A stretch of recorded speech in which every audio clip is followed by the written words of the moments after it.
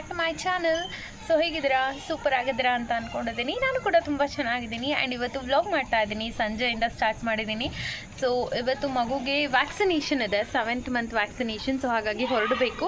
So full ready ಆಗಿದ್ದೀನಿ. ಪಾಪುನ ಮಲ್ಕೊಂಡಿದ್ದಾನೆ, so disturb ಮಾಡೋದು ಬೇಡ ಅಂತ ಸುಮ್ಮನಿದ್ದೀನಿ. ಹೊರಡೋ ಮೂಮೆಂಟಿಗೆ ಎಪ್ಸಿದ್ರೆ ಆಯಿತು ಅಂತ ಅಂದ್ಬಿಟ್ಟು ಇನ್ನೇನು ಹೊರಡಬೇಕು. ಇನ್ನೊಂದು 1/4 ಗಂಟೆ 20 ನಿಮಿಷದಲ್ಲಿ ಹೊರಡಬೇಕು.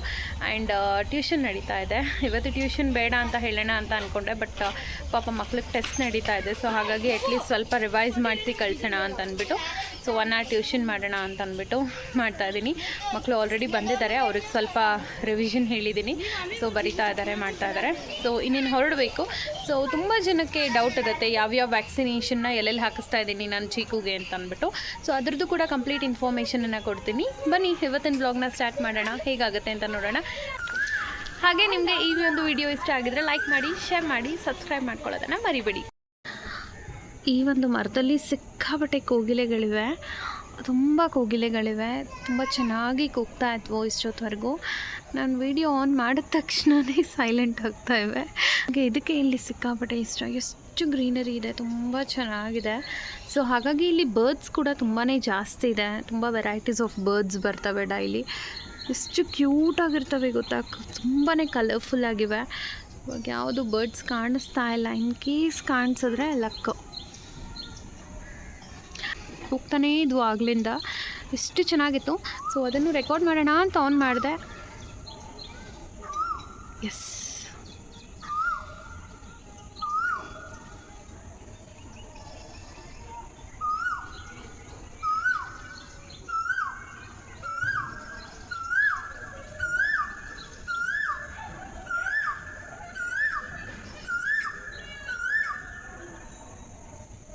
ನೇಚರ್ಸ್ ಮ್ಯೂಸಿಕ್ ಎಷ್ಟು ಸೂಪರ್ ಆಗಿದೆ, ಎಷ್ಟು ಕಾಮಿಂಗ್ ಆಗಿದೆ ಅಲ್ಲ ಕೇಳೋಕ್ಕೆ. ಸೊ ಆಗಲೇ 1/2 hour ಹೀಗೆ ಕೂಗ್ತಾ ಇವೆ. ಸೊ ವಿಡಿಯೋ ಆನ್ ಮಾಡಿದ ತಕ್ಷಣ ಒಂದು 10 ನಿಮಿಷ ಸೈಲೆಂಟ್ ಆಗಿಬಿಟ್ವು. ಅಯ್ಯೋ ಏನಿದು ಅಂತ ಅಂದ್ಕೊಂಡೆ. ಲಕ್ಕಿಲಿ ಮತ್ತೆ ಕೂಗಿದ್ವು. ತುಂಬಾ ಚೆನ್ನಾಗಿರುತ್ತೆ ಕೇಳಲಿಕ್ಕೆ. ಅದು ಸಾಯಂಕಾಲ ಈ ಥರ ಮಳೆ ಬಂದು ನಿಂತಿರೋವಂಥ ವೆದರಲ್ಲಂತೂ ಆಸಮ್. ಓಕೆ ಬನ್ನಿ ಬ್ಲಾಗ್ ಕಂಟಿನ್ಯೂ ಮಾಡೋಣ. ಇನ್ನು ಆಟೋ ಬುಕ್ ಮಾಡಿದ್ವಿ. ಸೊ ಹಾಗಾಗಿ ಆಟೋ ಬಂದ ತಕ್ಷಣ ನಾನು ಮತ್ತು ಚಿಕ್ಕು ಹೊರಟ್ವಿ. ಸತಿ ಅಲ್ಲಿಂದ ಆಫೀಸ್ ಮುಗಿಸ್ಕೊಂಡು ಡೈರೆಕ್ಟಾಗಿ ಬರ್ತೀನಿ ಅಂತ ಹೇಳಿದರು. ಆಲ್ರೆಡಿ ನಾವು ರೀಚ್ ಆಗೋಕ್ಕೂ ಮುಂಚೆನೇ ಅವ್ರು ಬಂದುಬಿಟ್ಟಿದ್ರು. ಸೊ ವೆಯ್ಟ್ ಮಾಡ್ತಾಯಿದ್ರು. ನಾವು ಹೋದ ತಕ್ಷಣ ಒಳಗಡೆ ಪಾಪು ವೆಯ್ಟ್ ಚೆಕ್ ಮಾಡಬೇಕಿರುತ್ತೆ. ವ್ಯಾಕ್ಸಿನೇಷನ್ ಟೈಮಲ್ಲಿ ಮಾತ್ರ ಅಲ್ಲ, ರುಟೀನ್ ಚೆಕಪ್ಪಿಗೆ ಹೋದಾಗಲೂ ಕೂಡ ವೆಯ್ಟ್ ಚೆಕಪ್ ಇರುತ್ತೆ. ಸೊ ವೆಯ್ಟ್ ಚೆಕ್ ಮಾಡಿದ್ವಿ, ಪರವಾಗಿಲ್ಲ, ಚೆನ್ನಾಗಿ ಗೇನ್ ಆಗಿದೆ ವೆಯ್ಟು. ಆ್ಯಂಡ್ ಇವಾಗ ಆ್ಯಕ್ಟಿವಿಟಿ ಬೇರೆ ಜಾಸ್ತಿ ಇದೆಯಲ್ಲ ಪಾಪುದು. ಸೊ ಅದ್ರ ಪ್ರಕಾರ ನೋಡಿದ್ರೆ ಚೆನ್ನಾಗಿ ವೆಯ್ಟ್ ಗೇನ್ ಆಗಿದೆ. ಆ್ಯಂಡ್ ಇನ್ನು ಪಾಪುನಲ್ಲಿ ಮಲಗಿಸಿದ ತಕ್ಷಣ ಒಂದು ಸ್ವಲ್ಪ ಹೆದರ್ಕೊಂಡ್ಬಿಟ್ಟು ಅಳ್ತಾ ಇದ್ದ. ಸೊ ಹಾಗಾಗಿ ಅವನೊಂದು ಸ್ವಲ್ಪ ಸಮಾಧಾನ ಮಾಡಿಸಿ ಆ ವೆಯ್ಟ್ ಸ್ಟೇಬಲಾಗಿ ತೋರಿಸ್ಲಿ ಅಂತ ವೆಯ್ಟ್ ಮಾಡ್ತಾಯಿದ್ದೆ. ಇನ್ನು ಅದಾದಮೇಲೆ ಸತಿ ಪಾಪುನ ಎತ್ಕೊಂಡು ಸ್ವಲ್ಪ ವೆಯ್ಟ್ ಮಾಡ್ತಾಯಿದ್ರು. ಡಾಕ್ಟರ್ ಬಂದಿದ್ದರು. ಫಸ್ಟ್ ಪೇಷಂಟ್ ನಾವೇನೇ, ಜಾಸ್ತಿ ಇರಲಿಲ್ಲ. ಸೊ ಸ್ವಲ್ಪ ವೆಯ್ಟ್ ಮಾಡಿದ್ವಿ.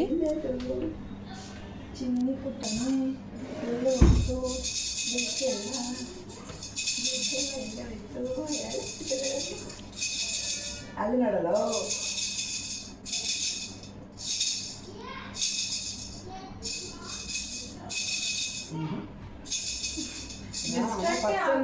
ಇನ್ವೆಸ್ಟಿಗೇಟ್ ಮಾಡ್ತಾ ಇದ್ದಾನೆ, ಫುಲ್ ಅನಲೈಸ್ ಮಾಡ್ತಾ ಇದ್ದಾನೆ. ಏನೋ ಮಾಡ್ತಾರೆ, ಒಳ್ಳೆಯವರ ಕೆಟ್ಟವರ, ನಾನು ಅಳಬೇಕಾ ಬೇಡವಾ, ಅವ್ನ ಪ್ರಾಬ್ಲಮ್ ಎಷ್ಟಿದೆ ಗೊತ್ತಾ? ಏನೇ ಇದೆ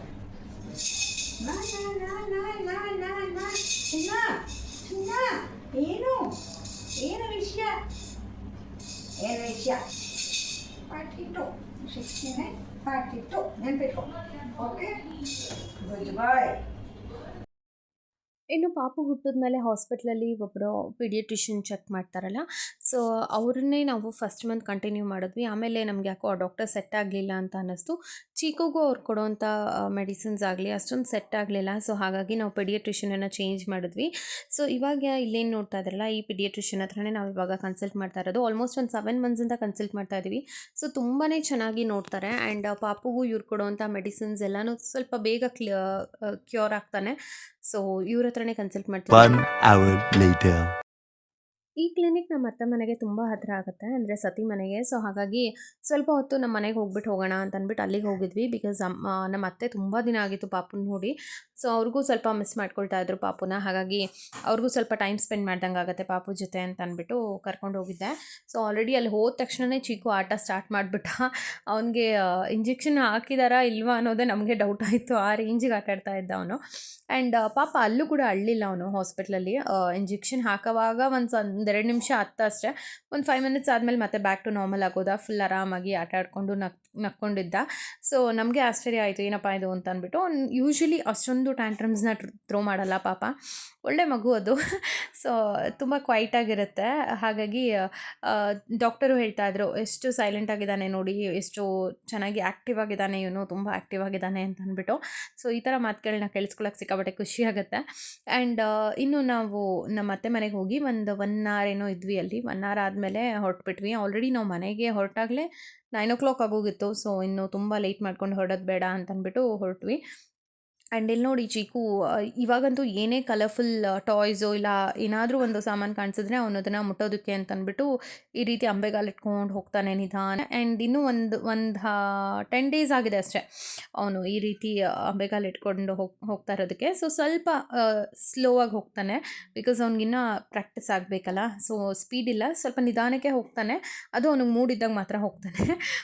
ಸೊ ಹಾಗಾಗಿ ಇಲ್ಲೂ ಕೂಡ ಹೋಗ್ತಾ ಇದ್ದ. ನಮ್ಮ ಅತ್ತೆಗೆ ಭಯ, ಪಾಪ ಅವನಿಗೆ ಇವಾಗ ತಾನೇ ಇಂಜೆಕ್ಷನ್ ಹಾಕಿದ್ದಾರೆ, ಎಲ್ಲಿ ಕಾಲು ನೋವಾಗುತ್ತೋ, ಎತ್ಕೊಳ್ಳಿ ಅಂತ ಹೇಳ್ತಾ ಇದ್ರು. ಸೊ ಹಾಗಾಗಿ ಸತಿ ಅವ್ರನ್ನ ಎತ್ತಿ ಮಲಗಿಸ್ಕೊಂಡ್ರು. ಇನ್ನು ಅವನಿಗೆ ಯಾವುದು ಟಾಯ್ ಬೇಕಾಗಿಲ್ಲ, ಈ ರೀತಿ ಬೌಲು ಲೋಟನೋ ಕೊಟ್ಬಿಟ್ರೆ ಆರಾಮಾಗಿ ಆಟ ಆಡ್ಕೊಂಡಿರ್ತಾನೆ. ಹಾಯ್ ಅನ್ನು ವ್ಲಾಗ್ನ ಅನ್ನ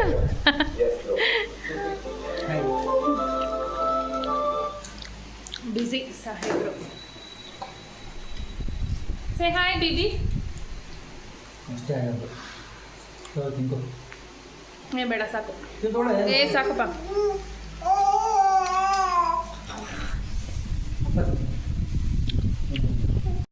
One eternity later. Okay, so guys welcome back. ಇದು ಆಫ್ಟರ್ 3 to 4 days ಆದಮೇಲೆ ನಾನು ವಿಡಿಯೋನ ಕಂಟಿನ್ಯೂ ಮಾಡ್ತಾ ಇದ್ದೀನಿ.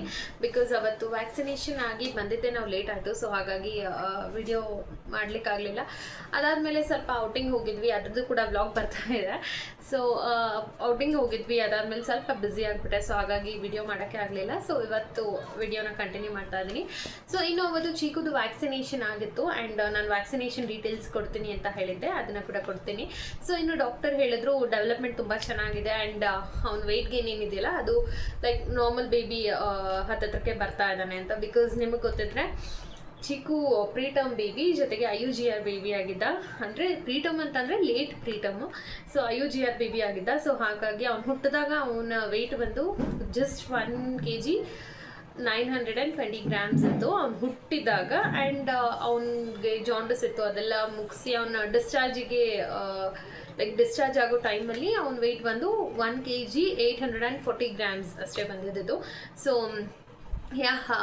ಇವಾಗ ಅವನಿರೋವಂಥ ವೆಯ್ಟು ಬಿಕಾಸ್ IUGR ಬೇಬಿಯಲ್ಲಿ ಇಷ್ಟು ಅಂದರೆ ಒಳ್ಳೆ ವೆಯ್ಟ್ ಗೇನ್ ನಾನು ನೋಡಿಲ್ಲ. ತುಂಬ ಚೆನ್ನಾಗಿ ವೆಯ್ಟ್ ಗೇನ್ ಆಗ್ತಾ ಇದೆ, ಡೆವಲಪ್ಮೆಂಟ್ ಚೆನ್ನಾಗಿ ಆಗ್ತಾ ಇದೆ ಅಂತ ಹೇಳಿದ್ರು. ಆ್ಯಂಡ್ ಅವನ ಮೈಲ್ ಸ್ಟೋನ್ಸ್ ಎಲ್ಲ ಚೆನ್ನಾಗಿ ಅಚೀವ್ ಮಾಡ್ತಾ ಇದ್ದಾನೆ.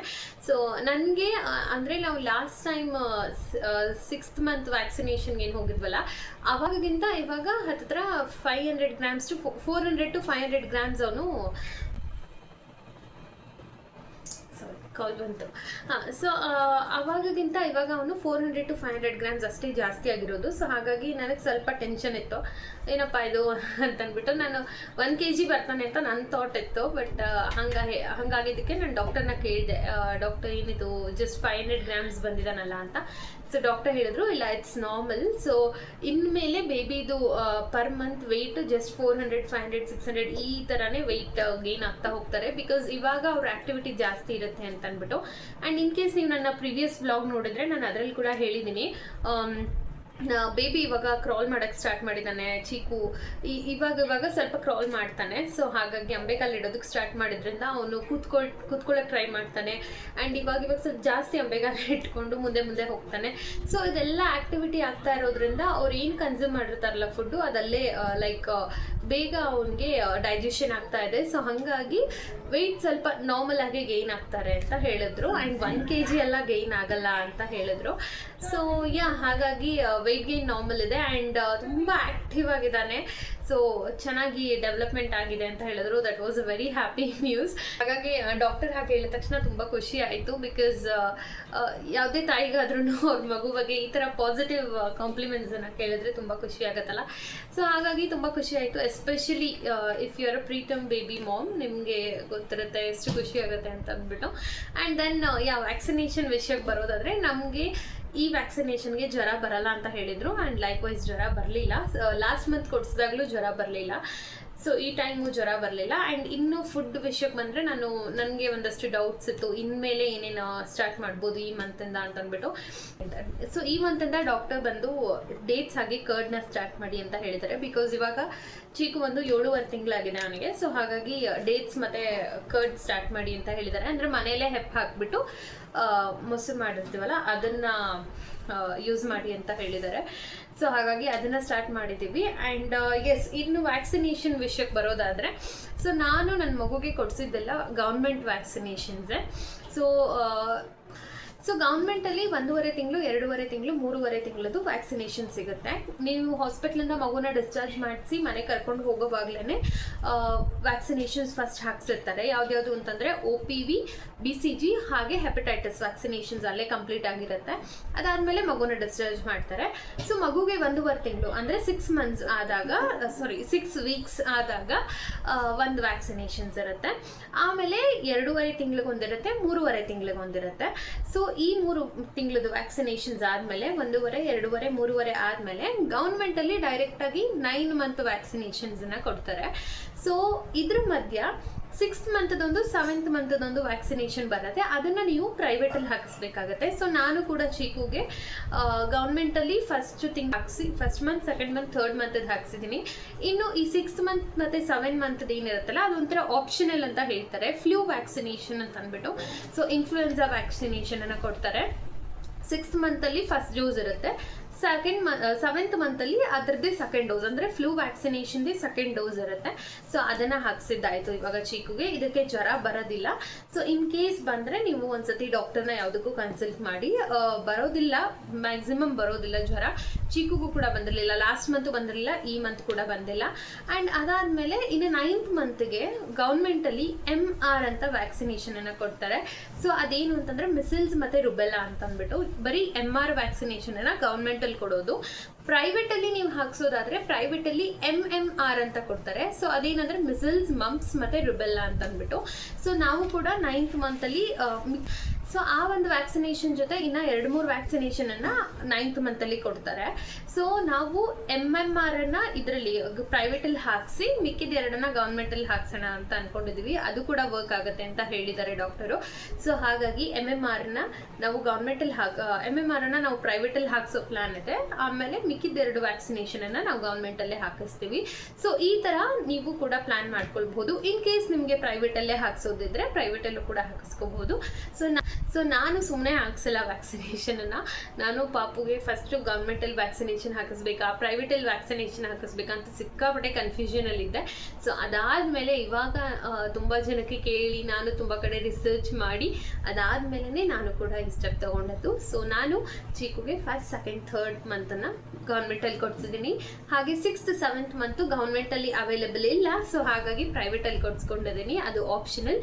ಅದಾದ ನಂತರ ಮತ್ತೆ 9th ಮಂತಲ್ಲಿ ಒಂದು ವ್ಯಾಕ್ಸಿನೇಷನನ್ನು ನಾನು ಪ್ರೈವೇಟಲ್ಲಿ ಕೊಡಿಸ್ತೀನಿ, ದಟ್ ಈಸ್ MMR. ನಿಮಗೆ MMR ಬೇಡ ಅಂತ ಅಂದರೆ MR ವ್ಯಾಕ್ಸಿನೇಷನ್ ಮಾತ್ರ ನಿಮಗೆ ಗೌರ್ಮೆಂಟಲ್ಲಿ ಸಿಗುತ್ತೆ, ನೀವು ಅದಕ್ಕೆ ಕೂಡ ಹೋಗ್ಬೋದು. ಸೊ ಇವತ್ತಿನ ವ್ಲಾಗ್ನ ಇಲ್ಲಿಗೆ ಎಂಡ್ ಮಾಡ್ತಾ ಇದ್ದೀನಿ. ಇದೇ ಥರ ಇನ್ಫಾರ್ಮೇಟಿವ್ ವಿಡಿಯೋಸ್ ಹಾಗೆ ಲೈಫ್ ಸ್ಟೈಲ್ ವಿಡಿಯೋಸ್ ಬೇಕಿದ್ರೆ ನನ್ನ ಚಾನಲ್ಗೆ ಲೈಕ್ ಮಾಡಿ, ಶೇರ್ ಮಾಡಿ, ಹಾಗೆ ಸಬ್ಸ್ಕ್ರೈಬ್ ಮಾಡ್ಕೊಳ್ಳೋದನ್ನ ಮರಿಬೇಡಿ. ಮುಂದಿನ ವಿಡಿಯೋ ಹೊತ್ತಿಗೆ ಮತ್ತೆ ಸಿಗ್ತೀನಿ.